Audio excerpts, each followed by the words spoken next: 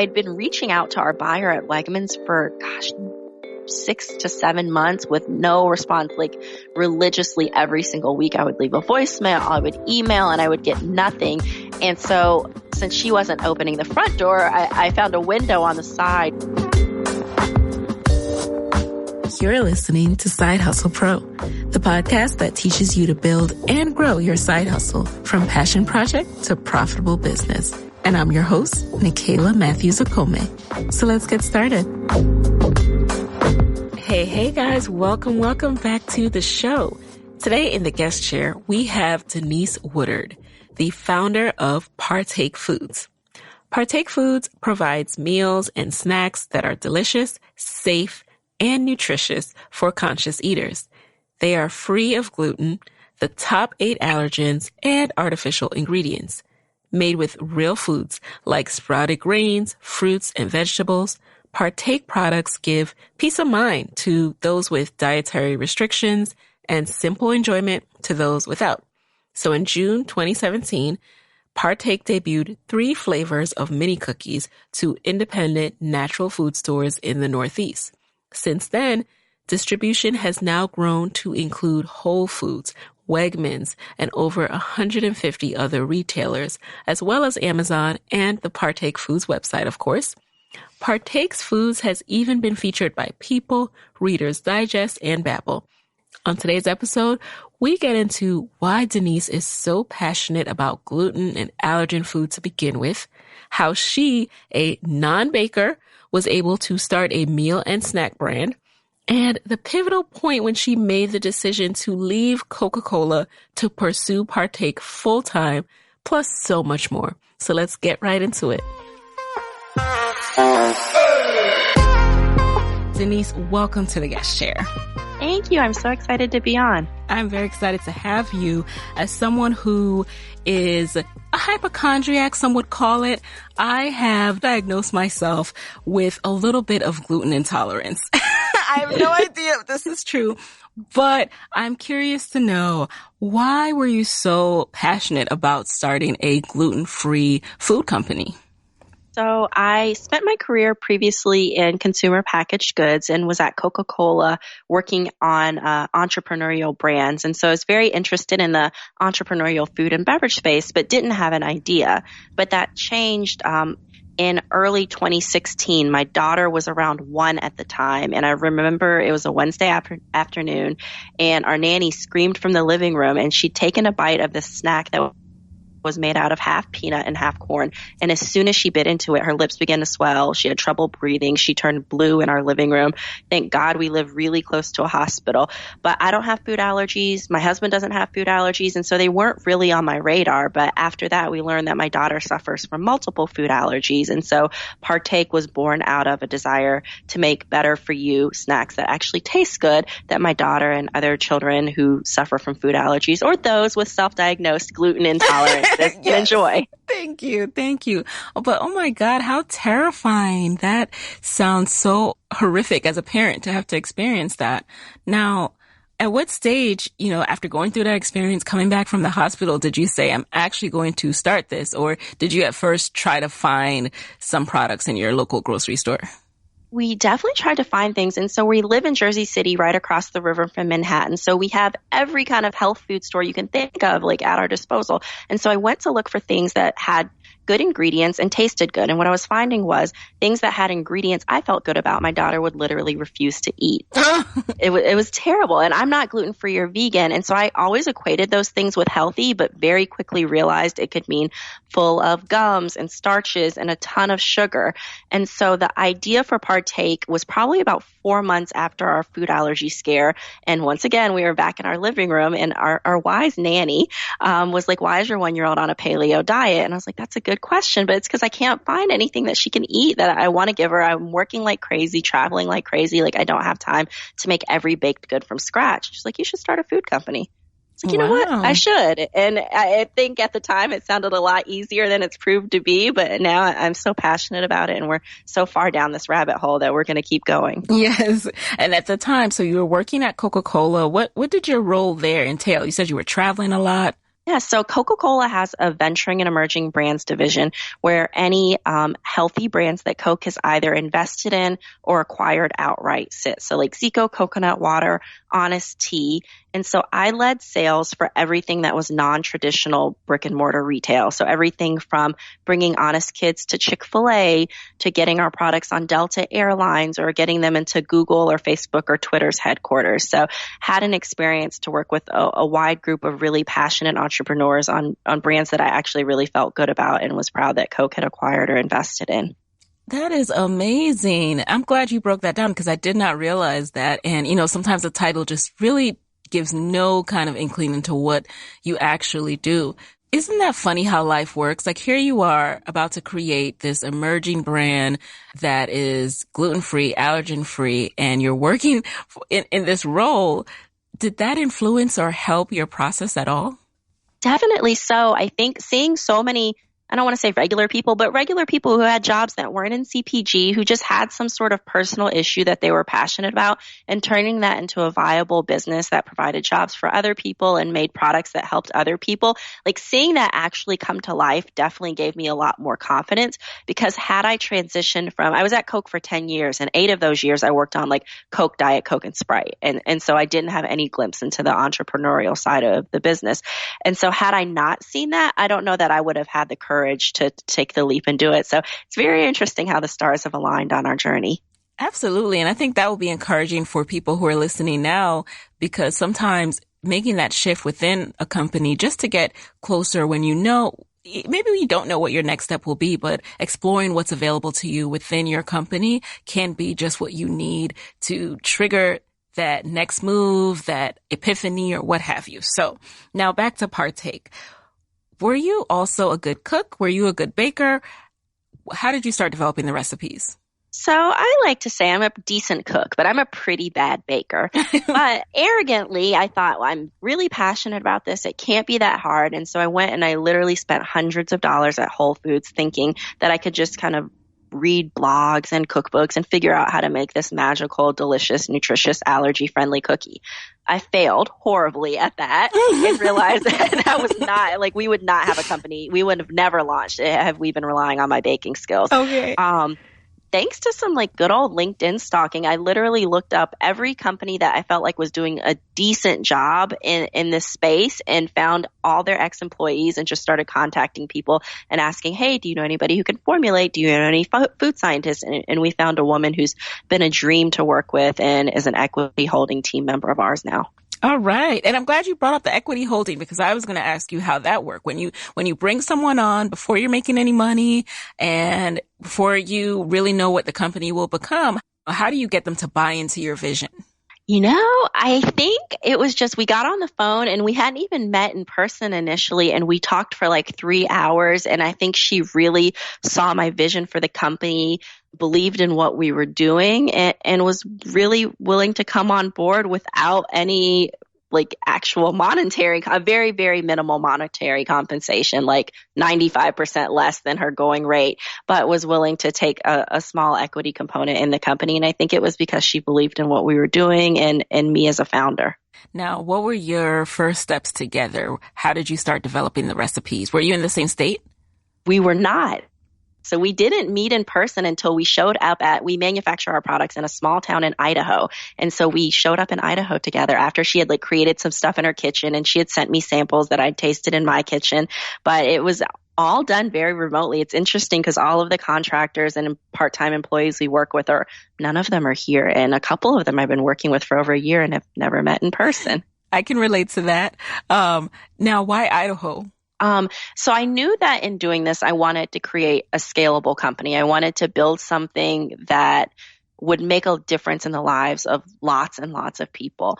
And so there was no point in my mind in making an allergy-friendly product if I was going to make it in a facility right next to like gluten or nuts or soy or dairy. And so at the time, there was only one independently owned facility in the country that was top 8 allergen-free.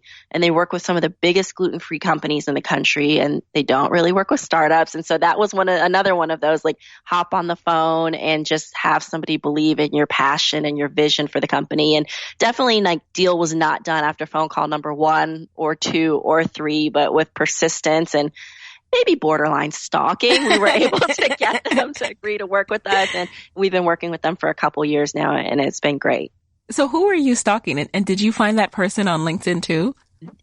It's interesting. I think there's another business venture here. So in the food space, finding what we call like a co-packer or contract manufacturer is really hard. It's like they don't want to be found. They don't have websites, like place to just go find them. And so I think I was literally on page like 13 or 14 of some sort of food allergy mom message board, and someone was interrogating a company about their manufacturing processes. And the company said, well, we manufacture in this small town in Idaho, and named the town. And so then I was able to kind of literally like phone book comb all the food manufacturers in that town and give them a call. Wow. So that was a little more old school, just like literally pulling out a phone book.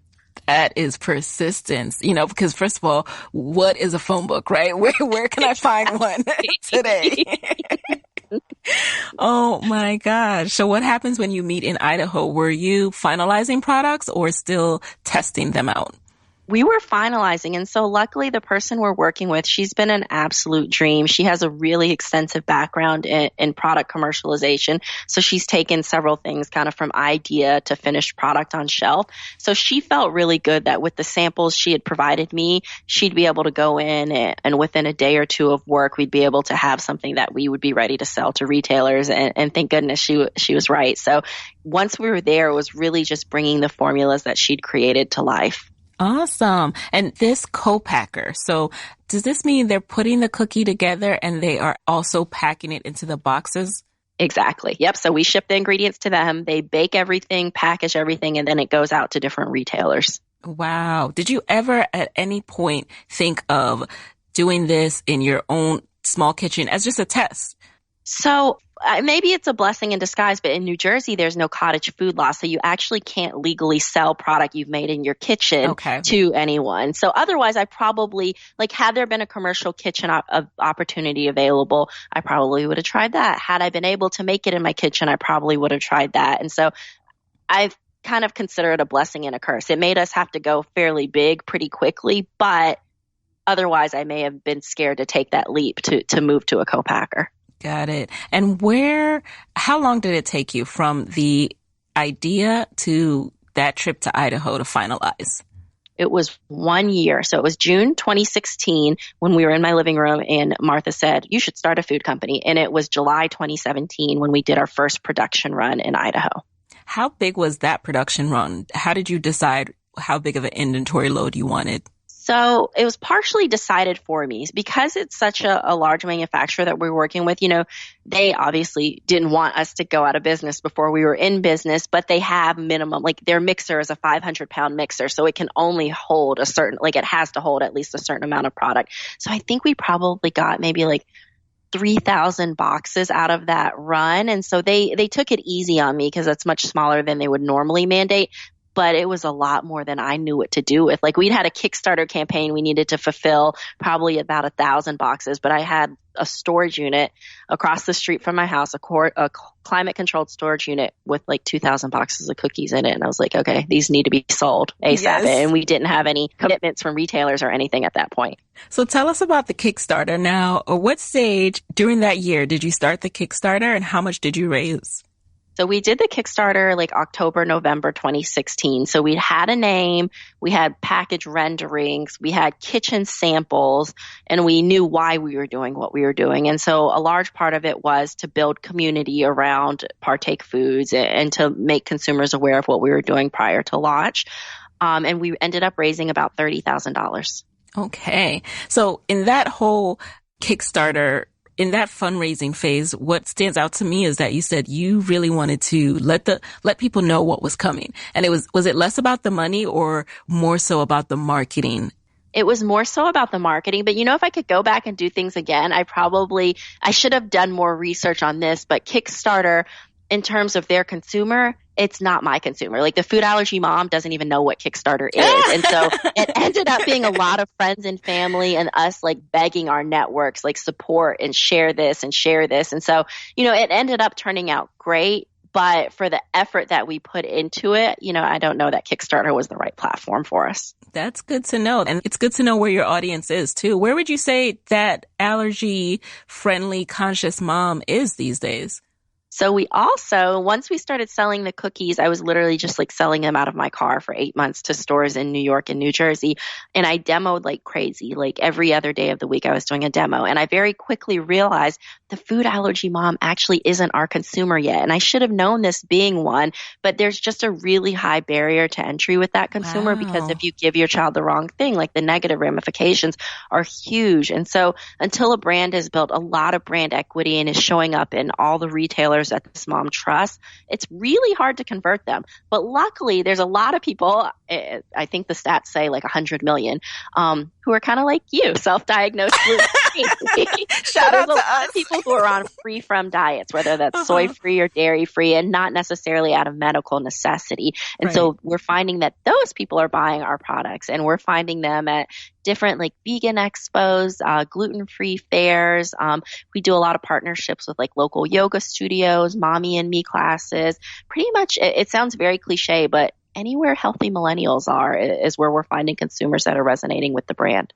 That is such a good discovery to know that, yes, you are going after this target consumer and your mission is grounded in this need to serve this mom. However, there are other people along the way who actually need and want your product too.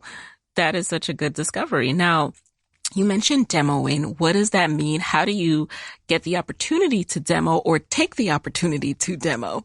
And most stores are actually really supportive because the more you sell, the more it helps them, the more money they make. And so literally it's asking your local grocery store manager if you can set up a table in their store and hand out samples of the product to their customers, hoping that people will purchase the product.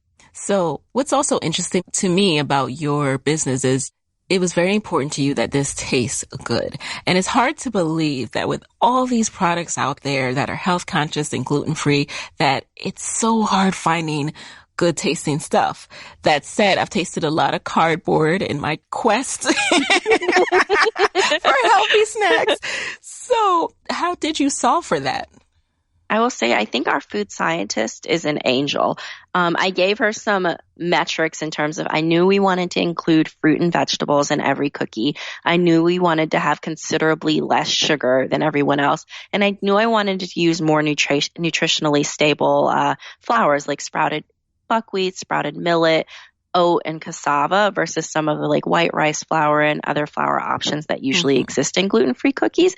And she just made it come to life. So I really wish I had a better answer for you, but she just is a magician in the kitchen. Yes. Now, okay, so you're doing these demos and you end up in Whole Foods, Wegmans. How does that come about? And then what did that do for your co-packing and your order size? So Whole Foods came about once we started to get good reception in New York on our products, taste. I felt confident enough to start to try to scale the business. So in early 2018, I reached out to Whole Foods, and literally that was more LinkedIn stalking. I just I tried to find every single grocery category manager for every region of Whole Foods across the country. And somehow I found a gentleman in Boulder, Colorado, who was kind enough to forward my email on to the global category buyer for Whole Foods, who managed the entire cookie set. She was like, I really like your brand and the idea behind your products and the taste of the products, but we're not going to launch you nationally because you have no brand awareness and you don't have any money. And I was like, okay, fair. But they launched us in their headquarters region. So we're in Whole Foods Southwest, which is Texas, Oklahoma, Arkansas, Louisiana, and have been performing really well. So I feel really good that at some point we'll continue to expand with them. Wegmans was, I'd been reaching out to our buyer at Wegmans for, 6 to 7 months with no response, like religiously every single week. I would leave a voicemail, I would email, and I would get nothing.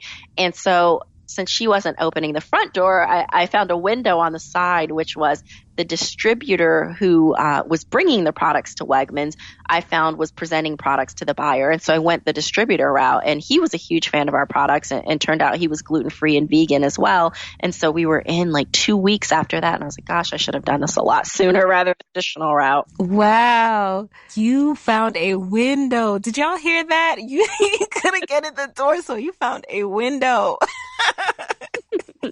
A small bootstrap startup, yes. I think sometimes that's the only way. Hey guys, here's a quick word from our sponsor. This episode is sponsored by Skillshare. The online learning community is offering our listeners 2 months of free premium membership. Explore new skills, deepen existing passions, and get lost in creativity with classes from Skillshare. Right now, Skillshare is such a great resource to have so you can stay inspired, express yourself, and connect to a community of creatives with fascinating classes on topics like how to start a business online, e-commerce essentials, email marketing, and so much more. You can also take non-business classes like drawing or writing, and that can be a great way to help manage stress, practice mindfulness, and feel connected to one another.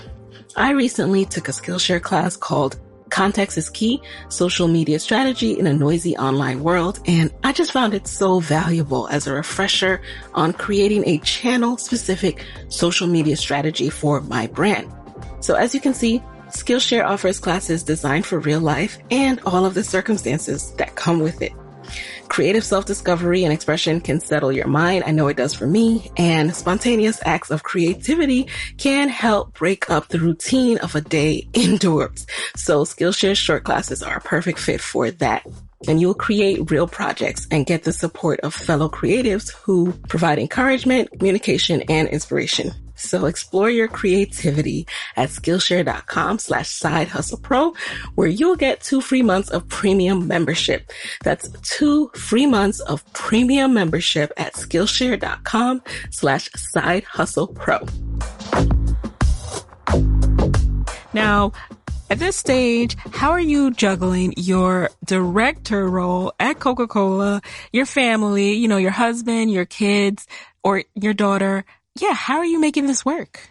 So I didn't mention this part. Coke, so right after we had the idea for Partake, we, as stars would have it, were in line at the zoo, and a gentleman in front of us was talking about, my husband and I were talking about the idea for Partake, and a gentleman in line in front of us was like, you should enter this small business contest.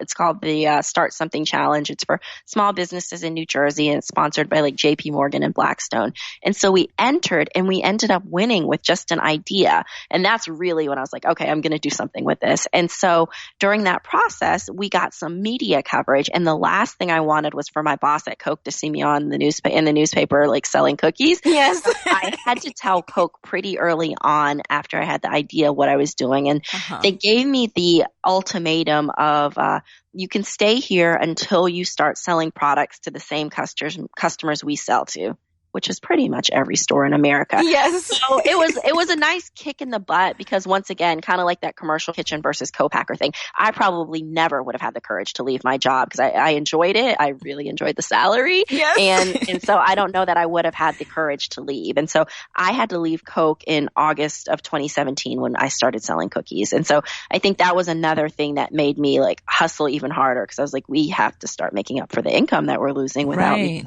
And was there ever a moment there where you thought, you know what? I can't leave my salary. Maybe I'll put this idea on pause for another 6 months? No. I think a large part of it was my husband was really, really supportive of the idea. And he was like, we'll figure it out.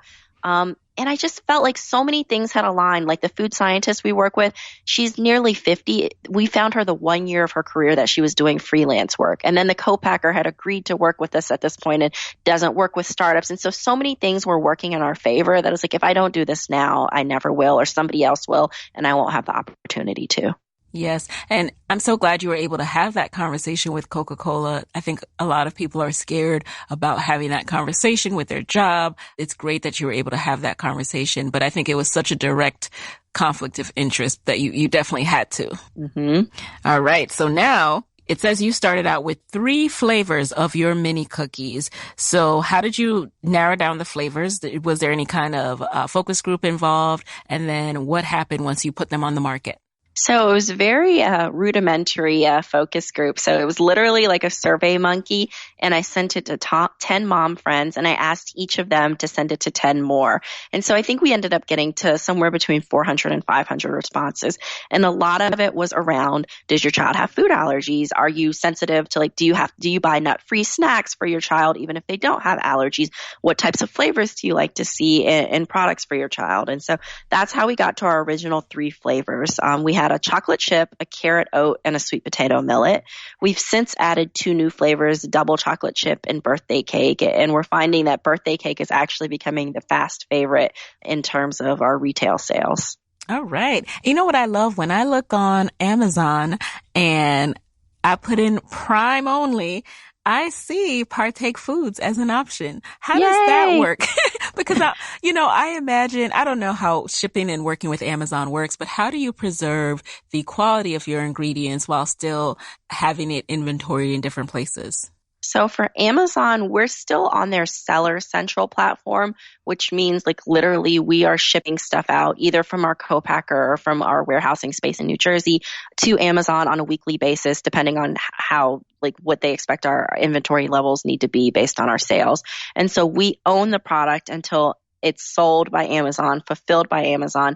They take a fee. And so thus far there hasn't been too many points of distribution that it's been hard to keep a handle on things. But I'm sure as we continue to grow, that's definitely one place I'm really nervous about, because even you look on Amazon and you'll find something like Dove soap and there's 100 different people selling it. And so, that's great because it means your company's huge, but it's also really scary because somebody could purchase our product from someone else and not have a great brand experience. Luckily, we haven't experienced that yet, but I'm scared for and excited for the day that will come. Yes, it's like the scary but good but terrifying journey and problems of an entrepreneur. Now, talk to us about the funding piece. So while you worked at Coca-Cola, I imagine it was much easier to fund and bootstrap this company. But how have you been funding it once you had to leave?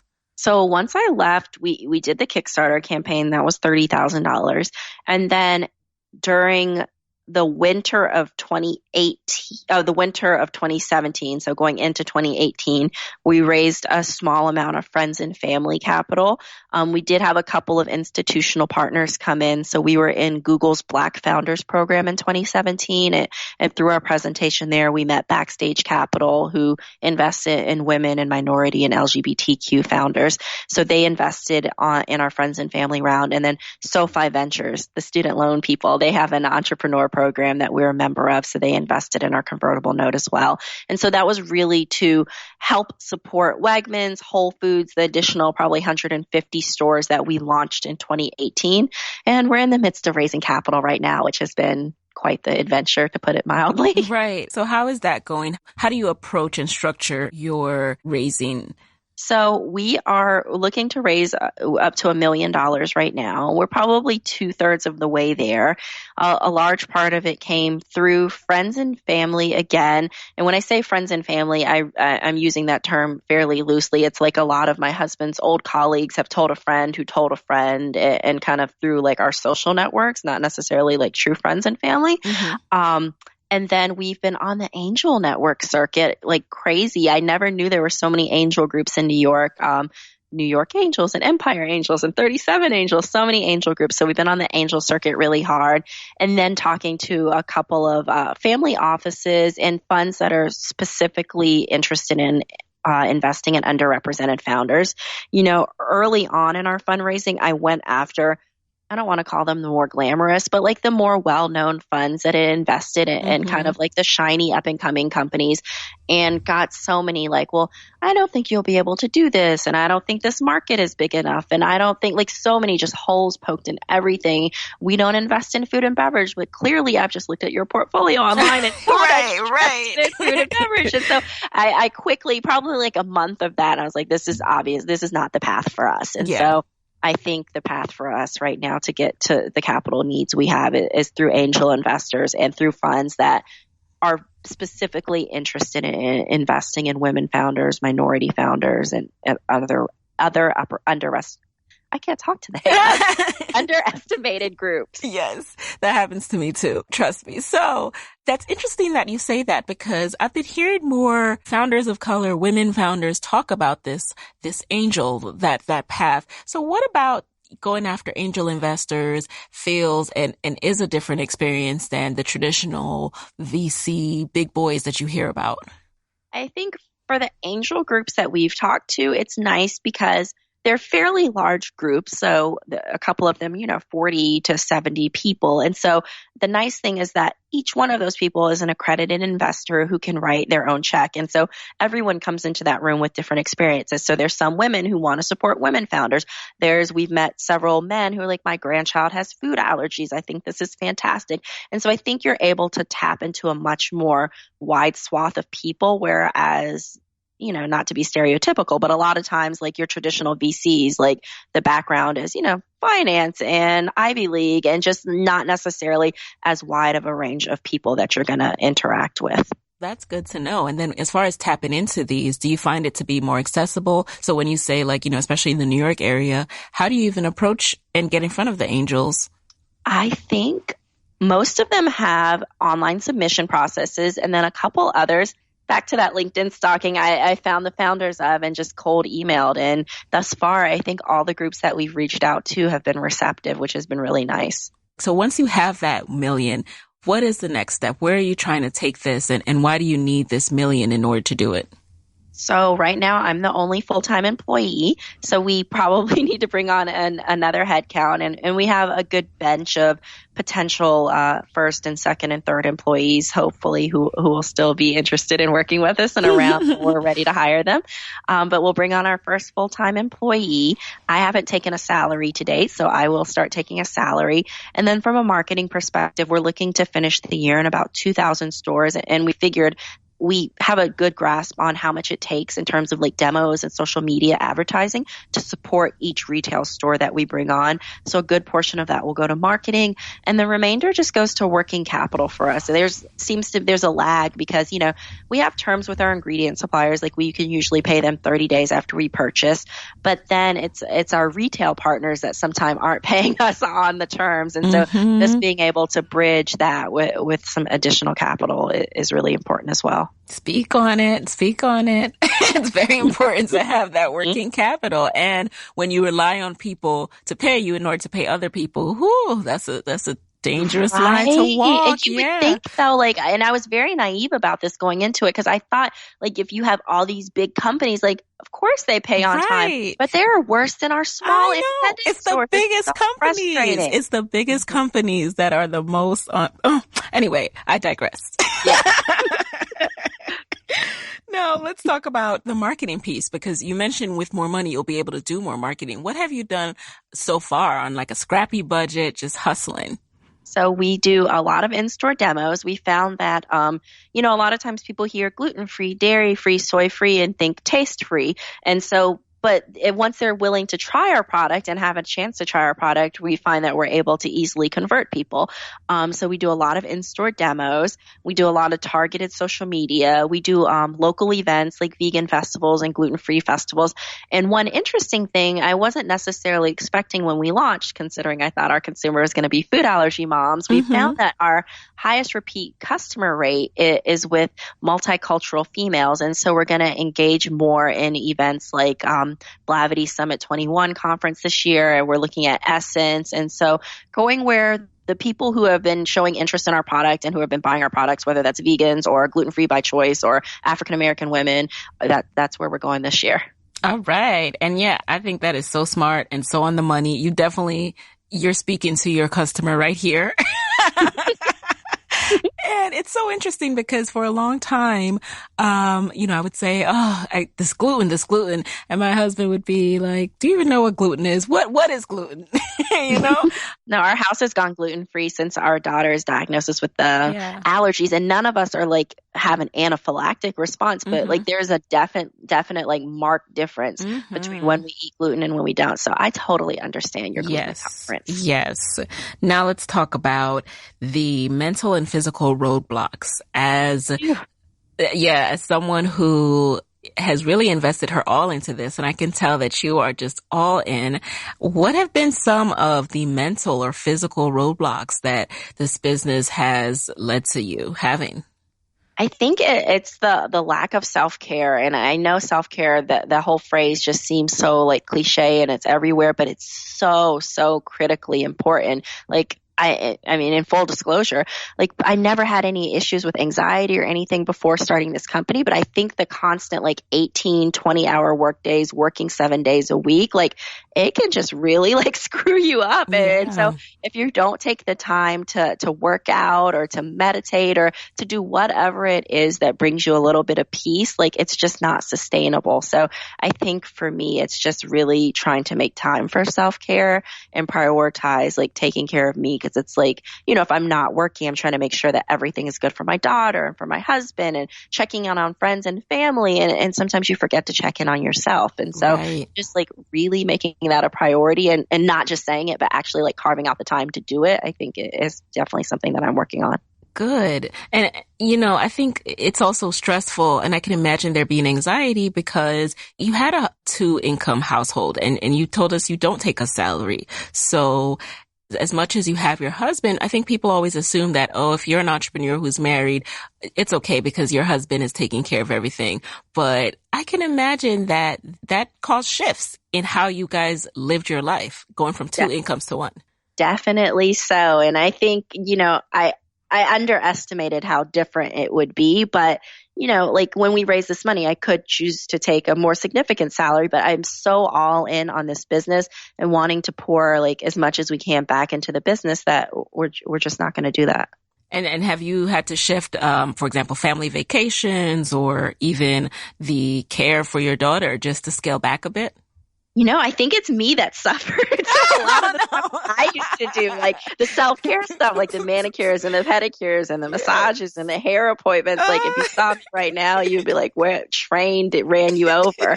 And so I think it's a lot of that. Yeah. It's definitely the travel. It's the little stuff that we never thought about before. Like I used to go to the grocery store and not like look at anything, and now I'm like, that organic grass-fed meat I bought cost that much, and like just like things like that I didn't realize how much they were adding up in our life. And I mean, I will say we're still like super blessed that I'm even able to do this, but it definitely has caused some shifts. Of course. And, you know, a lot of people lose money in their first few years of their business. What has been your experience as far as is Partake Foods profitable? If not, you know, where are you guys? And if you are profitable, what are some things that you've been investing back into the business?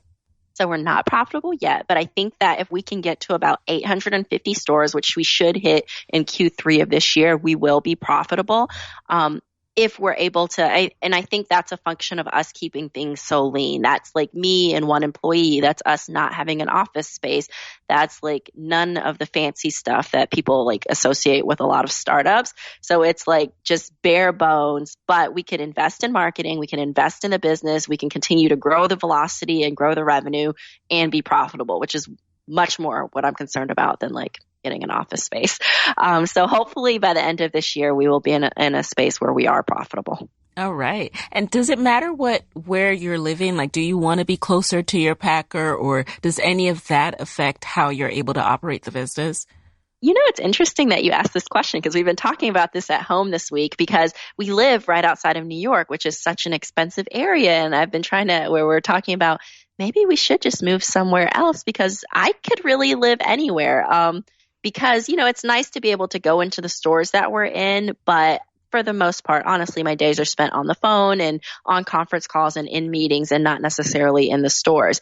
And knock on wood, our co-packer has been a dream thus far and really has things under control. So we're typically only seeing them when we're introducing a new flavor or if we're doing some sort of change to our existing recipes.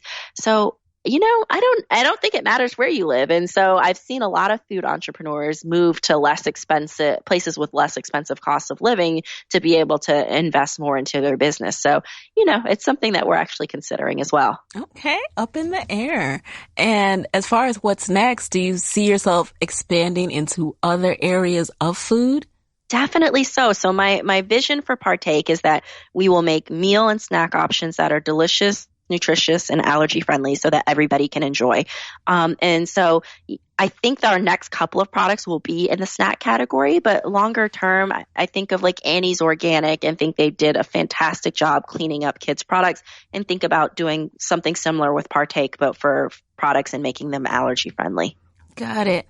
And you've started really attracting and generating buzz. Was this anything that you took specific steps to get into places, to get coverage from people, from brands like People and Babbel, or did that happen organically? People, we were lucky because one of our best friends is an editor at People. But for the rest of them, literally, it was almost like, how did the editor find our cookies? We were on vacation last year in the middle of the year, and I was reading a magazine at the pool, and I saw our cookies in Real Simple, and I was like, how did they find them? It's been just like people finding our product and sharing via word of mouth, and our friends and family just being generous with sharing our story and trying to get other people on board with our mission. And so no budget for PR yet. Okay. And long term, would you consider acquisition? Is that something on your radar? Definitely something we're not opposed to if it's right for the company and the right partner comes along.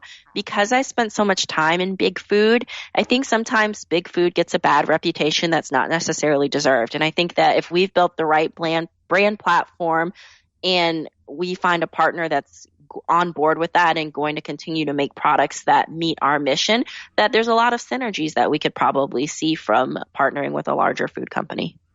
I can see that as well. And what would be some of the drawbacks? So something that I think about is preserving your brand, really making sure with something that is so important, like the allergen and gluten allergy, that it really stays intact.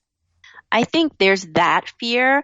What I have seen firsthand is a lot of times as the company gets bigger, like say you get acquired and then your company gets swallowed up by a large CPG, initially they keep the original team on board. But as the company gets big enough to stand along with the other brands in that company's portfolio, sometimes those original team members get lost in the shuffle. And I think that part is something that scares me because you have these like wonderful, smart people who help build the company to where it is. And then for them to kind of get pushed to the wayside, it is really frustrating and disappointing. So I think that, from a product standpoint, you look at companies that have been acquired and you look at their ingredient decks now versus what they were making whenever, like prior to acquisition. Right. And you can see that sometimes big food is like cutting costs and changing ingredients. But I've also seen cases where that's not true. So, I think it's a matter of how involved you're going to be, how you craft the deal, and, how far along, I don't know. I think it can work well in some ways, but I've also seen it go really bad in other cases. Right. And I don't think any of us has,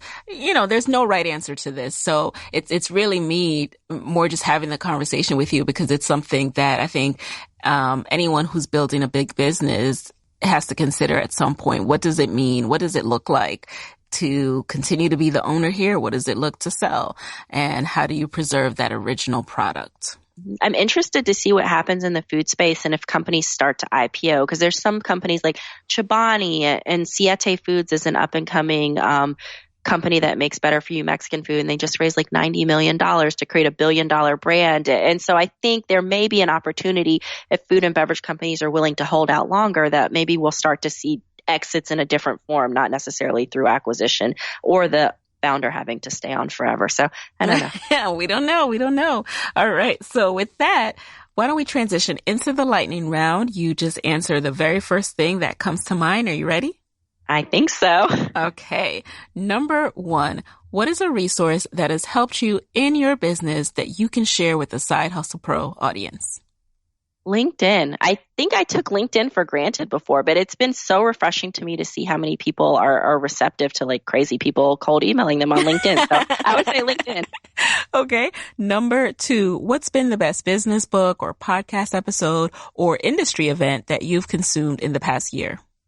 This is really food and beverage specific, but there is a podcast called Unfinished Biz. It's run by VMG, which is a large private equity company or private equity fund, but they do a really good job interviewing different founders and telling their stories and all the pitfalls and what to do's and what not to do's that come in this world. Yay, I love that. I love learning something new. Okay. Number 3, what is a first step that someone who wants to get into the food industry, entrepreneurship space, what is a first step that they can take today? They can get in the kitchen and work on getting the product right. Because I think no matter how strong the brand is, no matter how great the nutritionals is, no matter how strong your relationships are with retailers, if the product doesn't taste good, you don't have a success on your hands. Okay. All right. Number 4, what is a personal habit that has helped you significantly in your business?